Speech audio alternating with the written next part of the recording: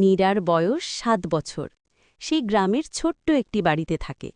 তার সবচেয়ে প্রিয় বন্ধু হল সাদা নরম খরগোশ টুকটুকি। টুকটুকির লালচে চোখ আর ছোট ছোট কান দেখে সবাই হাসে। একদিন সকালে নীরা বাগানে গিয়ে দেখে তাদের লাউ আর টমেটো গাছের পাতা একটু নুইয়ে গেছে। নীরা চিন্তিত হয়ে বলল, ও না, আমাদের গাছগুলো কেমন যেন শুকিয়ে যাচ্ছে। টুকটুকি হপ হপ করে গাছের পাশে গিয়ে মাটি শুকল। নীরা বুঝল মাটি শুকিয়ে গেছে। ঠিক তখন নীরার দাদি হাসিমুখে এগিয়ে এসে বললেন, গাছও তো আমাদের মতো পানি খেতে চায়। নীরা আর টুকটুকি মিলে ছোট্ট বালতিতে পানি এনে গাছে গাছে ঢালতে লাগল। টুকটুকি পাশে বসে খুশিতে লাফাতে লাগল।